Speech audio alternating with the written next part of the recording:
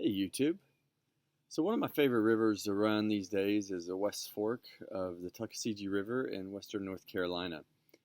It's super fun, class 4 creeking. It's got a great set of rapids in there.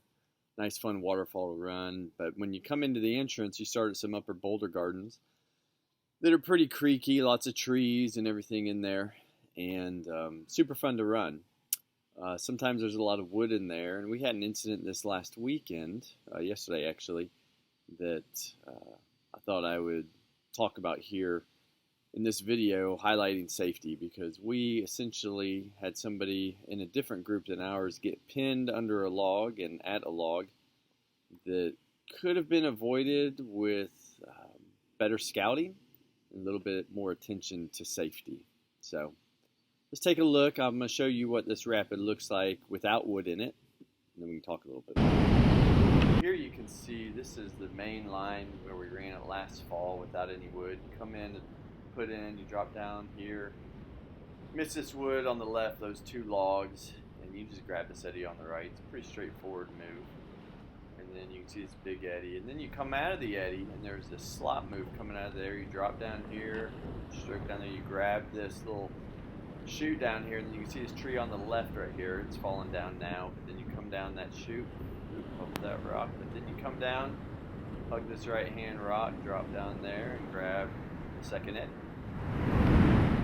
So that's what the rapid looks like without wood in it. Super fun, really great way to start the run off, because it's literally as soon as you put on, you got 2 strokes and then it's game on.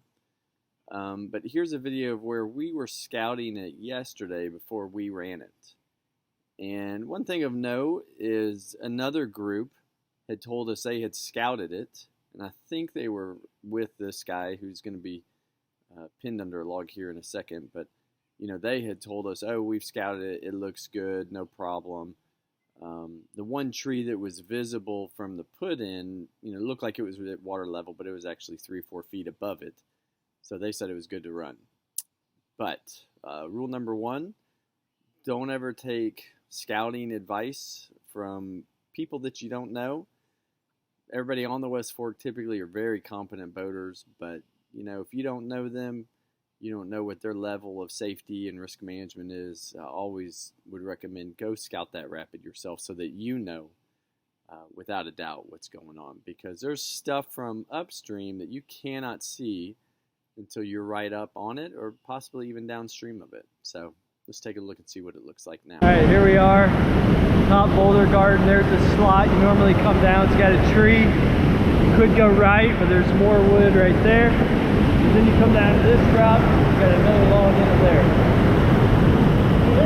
there. So this clip just really shows that you can't rely on scouting a drop just from upstream. There's clearly dangers in this rapid that aren't visible from upstream, and you won't see them until you're all the way right up on it.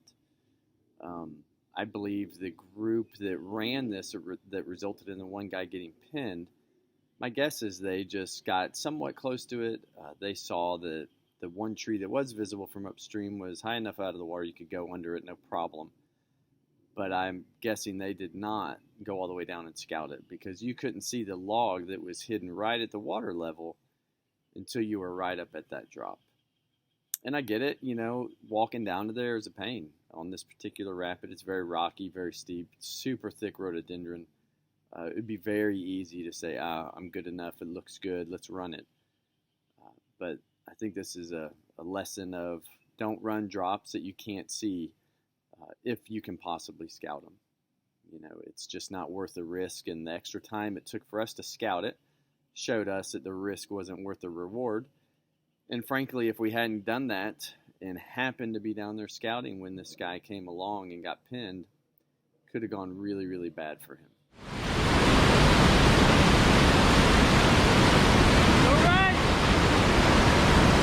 Right! Oh, shoot! Get him, boys. That ain't worth it.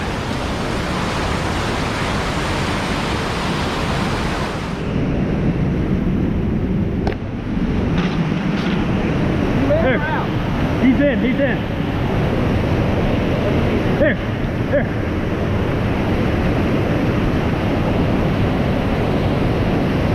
your skirt, dude.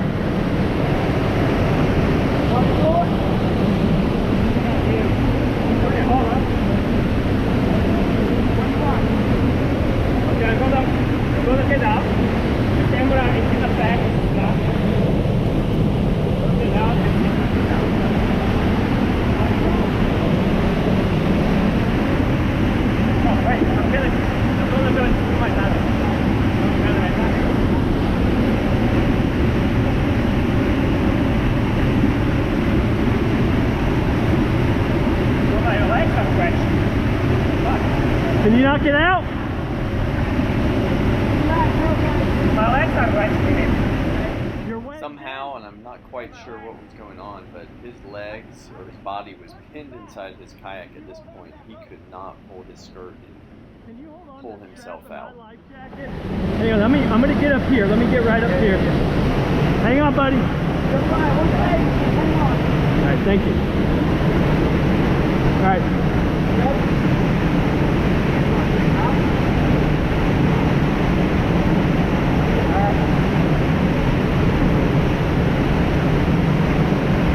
There you go.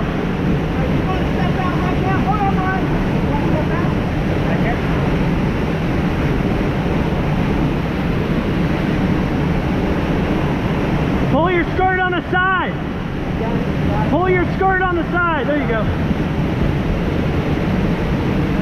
Thank you. Good? Good? Yeah, we're good.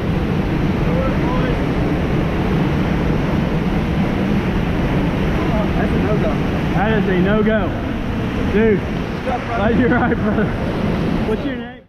Some takeaways. If you haven't taken a Swiftwater Rescue class, please do so. If you're on moving water, if you're doing anything in a kayak, canoeing, whatever on moving water, you know, do yourself and your friends in the river community a favor and take a Swiftwater Rescue class so you can help somebody when they get in a situation like this. You don't take Swiftwater Rescue for yourself, you take it for your friends and people you may meet on the river that need your help. And you hope that the people that are around you when you need help, that they have that training. So take Swiftwater Rescue. It's well worth the time.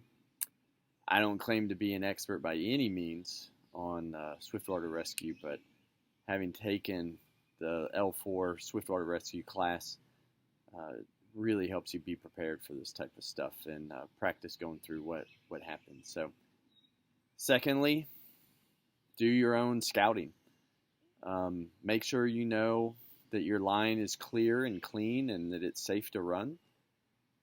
You know, if you're with a trusted friend and you know them and you trust them with your life, then you can rely on their scouting. But frankly, other than that, I like to go scout it and make sure what's down there, because there's just stuff you can't see until you're right on top of it. So it's more work, it's more time, it's more effort, but in the end can help keep you, your friends, and everybody around you safe. Because after this happened, you know, nobody else ran that drop, and they all they all portaged it because they saw that it just wasn't worth it, and we were able to tell everybody we saw, don't run it. So thirdly, you know, be aware, be ready. We went down there to scout. We didn't go down there to rescue. We happened to be down there, but we brought our safety gear with us. We brought our throw ropes and carabiners and pin kit and you know, all of that, pulleys, everything. So when you are scouting, come prepared. So if something does happen, you're there, you're ready to help out. You know, whitewater is an inherently dangerous pursuit. It's well worth it, in my opinion. And so a lot of this is just about risk management and making sure that you keep yourself and your friends and the people around you safe, in hopes that the people around you will do the same and watch your back and keep you safe.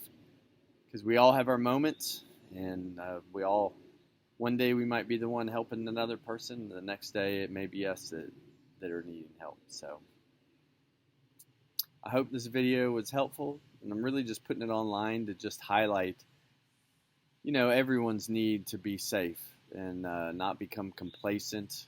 Don't do our scouting half-hearted on more complicated runs, and watch out for each other and just do everything we can to keep each other safe so we can accomplish what we come out for on the river, which is to have a great time, enjoy creation, beautiful river, have a good time with friends, and just the joy that comes with paddling these types of runs. Stay safe and hope to see you on the river.